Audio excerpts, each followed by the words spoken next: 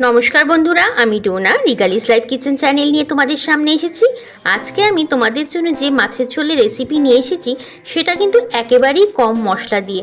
অনেক বয়স্ক মানুষ আছে বা ছোটরা আছে বা অনেক রুগীরা আছে যারা কিন্তু একেবারেই কম মশলাদার খাবার খেতে পছন্দ করে।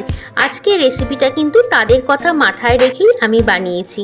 আশা করি তোমাদের এই মাছের ঝোলটা ভালো লাগবে, বিকজ এর মধ্যে কিন্তু আমি একটু টুইস্ট করেছি। সেটা কি করেছি সেটা তোমরা কিন্তু দেখতে থাকো। একটা বাটির মধ্যে আমি 1 ইঞ্চি আদা নিলাম, 3টে কাঁচা লঙ্কা নিলাম, তার মধ্যে নিয়ে নিচ্ছি 2 চামচের মতো গোটা জিরে। এইগুলোকে আমি একটু জল দিয়ে ভিজিয়ে রাখবো। এটাকে আমি 10 থেকে 15 মিনিট এইভাবে ভিজিয়ে রাখছি। তারপরে কিন্তু মিক্সিতে একটা মিহি পেস্ট তৈরি করে নেব। আরেকটা বাটির মধ্যে আমি 2 চামচের মতো গোবিন্দভোগ চাল নিয়ে নিলাম। এখন এই চালটাকেও আমি একটু ভিজিয়ে রাখবো। ভিজিয়ে রাখার পরে ভালো করে কিন্তু ধুয়ে তারপরে এটাকেও একটা মিহি পেস্ট আমি তৈরি করব। কড়াতে আমি 1/2 কাপের মতো সর্ষের তেল দিয়ে দিলাম। তেলটাকে কিন্তু খুব ভালো করে গরম করে নিতে হবে। দেখো, কথা বলতে বলতে তেলটা কিন্তু গরমও হয়ে গেছে। এখন এর মধ্যে দিয়ে দিলাম আমি 1/4 চামচেরও কম নুন দিয়ে যদি তেলটাকে গরম করে নাও তাহলে দেখবে মাছ ভাজার সময় কিন্তু কড়াতে এক ফোঁটাও মাছ লেগে ধরবে না। দেখো, আমি এই রান্নাটার জন্য কাতলা মাছ নিয়েছি। কাতলা মাছগুলোকে হলুদ আর লবণ মাখিয়ে আমি 15 মিনিট আগে রেখে দিয়েছিলাম। এখন মাছগুলোকে সব ভালো করে ভেজে নেব।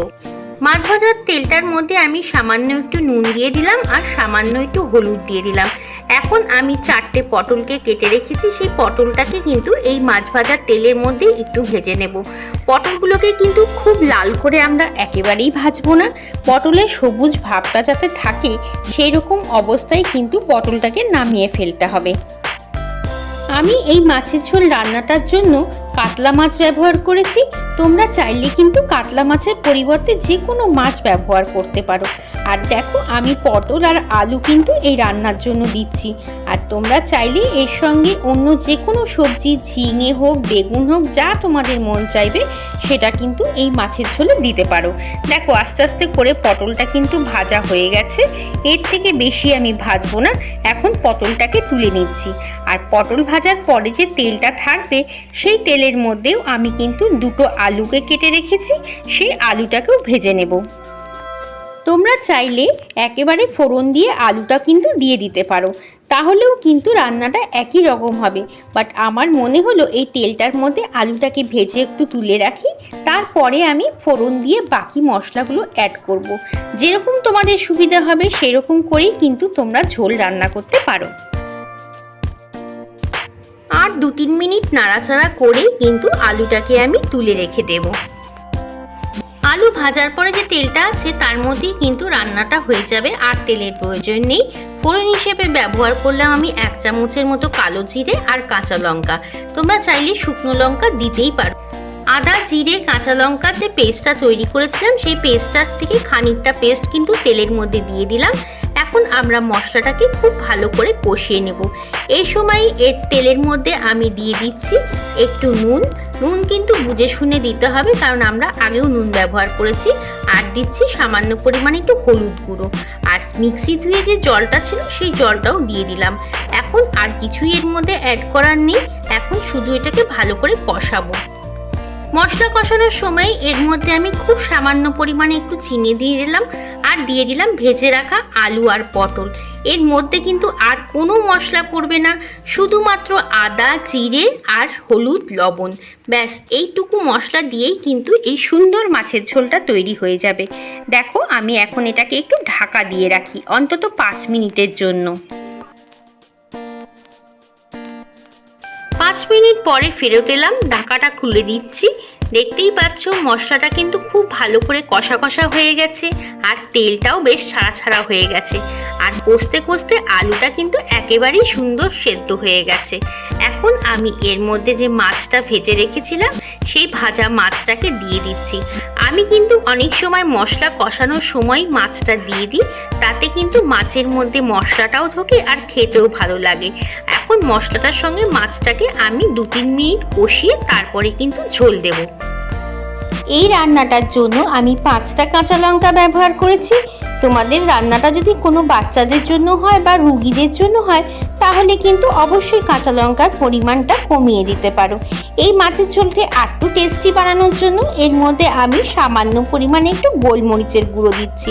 এই গোলমরিচের গুঁড়োটা কিন্তু পুরোপুরি অপশনাল, তবে গোলমরিচের গুঁড়োটা যদি একটু দাও তাহলে কিন্তু মাছের ঝোলটা খেতে খুবই ভালো লাগবে। দেখো বেশ সুন্দর করে কিন্তু কষা কষা হয়ে গেছে আর খুব সুন্দর একটা হালকা গন্ধ বেরোচ্ছে। আমার মনে হয় এই মাছের ঝোলটা তোমরা অন্তত একবার টেস্ট করে দেখতেই পারো কেমন লাগে।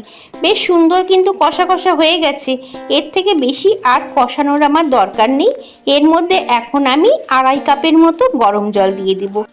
ঝোলের জন্য আমি এর মধ্যে গরম জল দিচ্ছি। গরম জল দিলে কিন্তু মাছের ঝোলের টেস্ট অনেক ভালো হয়। এছাড়াও গরম জল ব্যবহার করলে রান্নাটাও তাড়াতাড়ি হয়ে যাবে। দেখো ঝটপট করে কিন্তু এখন ফুটতেও শুরু করে দেবে, যেহেতু আমি গরম জল ব্যবহার করছি। তোমাদের কাছে যদি ধনেপাতা থাকে তাহলে কিন্তু অবশ্যই ধনেপাতা দিতে পারো এই মাছের ঝোলে, তাতে কিন্তু খেতে আরোই ভালো হবে আর গন্ধটাও খুব ভালো হবে। আর দেখো আমি যে গোবিন্দভোগ চালটাকে ভিজিয়ে রেখেছিলাম সেটাকে কিন্তু ভালো করে একদম মিহি করে বেটে নিয়েছি। এখন সেই চাল বাটার থেকে আমি 5 থেকে 6 চামচ চাল বাটা এখন দিয়ে দিচ্ছি। আর একবারে কিন্তু দেবে না, একটু নাড়াচাড়া করে তারপরে আবার 2-3 চামচ দেবে। আমি যেভাবে দিলাম তোমরাও কিন্তু ঠিক সেইভাবেই দেবে। দেখো বেশ সুন্দর করে মিশে গেছে চাল বাটাটা। এখন আমি আরও 2 থেকে 3 চামচের মতো চাল বাটা দিয়ে এটাকে একটু ঢাকা দিয়ে দেবো অন্ততপক্ষে 5 মিনিটের জন্যে। 5 মিনিট পরে তোমাদের সামনে ফিরে এলাম। দেখো মাছের ঝোলটা কিন্তু একেবারেই রেডি হয়ে গেছে আর ঢাকাটা খোলার সঙ্গে সঙ্গে খুব সুন্দর একটা গন্ধ বেরোচ্ছে। চলো এবার এটাকে আমরা ঝটপট করে পরিবেশন করে দিই। এই দেখো তৈরি হয়ে গেছে পাতলা মাছের ঝোল। এই মাছের ঝোল গরম গরম ভাতের সাথে কিন্তু অপূর্ব লাগে খেতে। একবার হলেও এই মাছের ঝোলটা একটু টেস্ট করে দেখো। আর ছোট বড় সবার কিন্তু এই মাছের ঝোল অবশ্যই ভালো লাগবে। আর যারা কম মশলা খেতে পছন্দ করো তাদের কাছে তো এই মাছের ঝোল একেবারেই অমৃত। কেমন লাগলো আমার রান্নাটা? যদি ভালো লাগে অবশ্যই কিন্তু লাইক কমেন্ট শেয়ার করো। নতুন বন্ধু হয়ে থাকলে চ্যানেলটাকে সাবস্ক্রাইব করে দিও। চলো আজকের মতো বিদায় নিচ্ছি তোমাদের কাছ থেকে। আবার আসবো অন্য একটা সুন্দর রেসিপি নিয়ে। ততক্ষণ সবাই ভালো থেকো, সবাইকে টাটা।